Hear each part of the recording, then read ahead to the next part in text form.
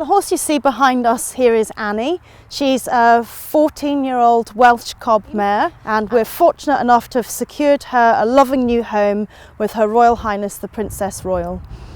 We're very excited to be able to rehome Annie to the Princess Royal because it highlights the need for more people to come forward and rehome horses from us at this time. Annie originally came into Wild Horse Welfare at Glenderspooner Farm as part of a welfare concern. She came in with several other horses and at that time underwent an intensive rehabilitation programme. She was then successfully rehomed on our Rehome horse scheme and only returned to Glenderspooner Farm when her rehomer's circumstances changed and they were no longer able to keep her. Since being back at the farm, Annie has not required extensive rehabilitation. We have simply carried out some physiotherapy and strengthening exercises and increased her fitness, brought her back into ridden work, and she is now ready to go off to a new home. Her Royal Highness the Princess Royal visited us here at Wild Horse Welfare, Glenderspooner Farm, earlier in the year. This visit was to highlight the need for us to develop our site here at Glenderspooner Farm to enable us to better meet the demand of many welfare cases awaiting to come into the farm for rehabilitation and rehoming. While Her Royal Highness was here, she met Annie as part of a yard tour where she met the staff and equine residents of the farm. She was immediately taken with Annie and said that she was looking for something quite similar herself to enjoy some pleasure riding and hacking around. When I came to see you, I thought this is just the size of horse that I could do with now, because living here and going across the farm, I like something I can get on and off relatively easily and is sort of reasonably reliable when it comes to sort of rural activities and on the road. And she had a very good reputation, and it seemed silly for me to go off and look for something else or even try and keep one of mine, which are growing, and they could be doing something else. Perfect for me. She's 14. She's not wanting to be too ambitious, and I don't want to be very ambitious. And we've got the scope here. She would be a really useful nanny. I've got young stock here. Fits in really well. And as far as I'm concerned, I was really glad that you didn't find somebody else. We're very keen at Wild Horse Welfare to encourage as many people as possible to rehome a horse from us. There are very, very many benefits from rehoming a horse from Wild Horse Welfare. Not only can you be absolutely guaranteed that we'll be very honest about all the horse's problems and issues that we may have discovered, it will have also been thoroughly rehabilitated. You have a full medical history, along with the horse already passported, microchipped, wormed, vaccinated, and ongoing support as and when necessary from your field officer. You know much more about the animal. That must be the biggest advantage, because you've got people who've worked with them, who've had them for long enough that you know what their physical limitations are, if there are any. You know if they've got any quirks. You know just how easy they are to manage, whether they can cope with other horses, whether they need to be out all the time, whether they need to be a bit more cosseted. All of that is stuff that you don't normally get if you try and buy a horse. Probably things you don't get told quite often. And there are a lot of people who only really want something that they can rely on, that they know something about, and it's the best way of finding one. And equally, if you've got the space, if you haven't really got the spare cash, you can do an awful lot of good by taking a horse on rehoming. In the unlikely event that circumstances change or a pony is outgrown or no longer required, we are always able to take horses back into our care.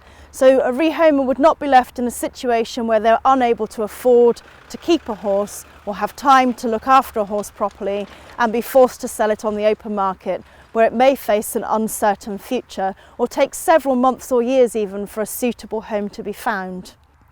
Also, another one of the very many benefits of rehoming from us is that not only are you helping the horse that you are rehoming, you're also helping the next horse that comes into our centre by freeing up a space, enabling another horse to be helped here immediately.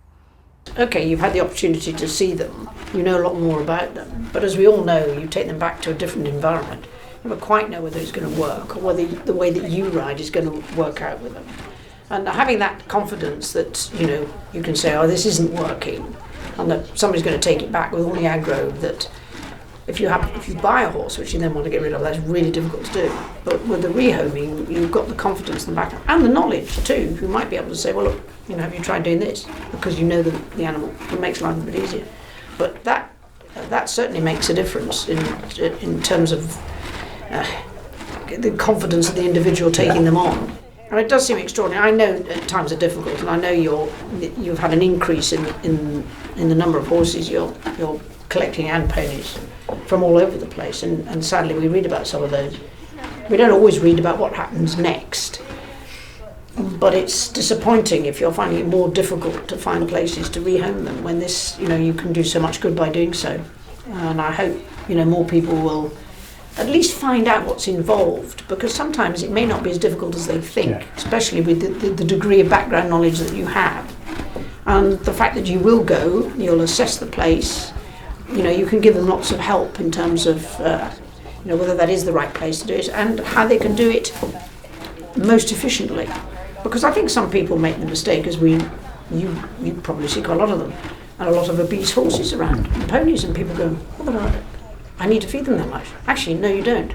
So maybe the answer is some people are put off by what they think are the costs of keeping, which may be actually nothing like as bad as they think, but with a bit of help and a bit of knowledge from the charities' input, it actually might be quite feasible for them.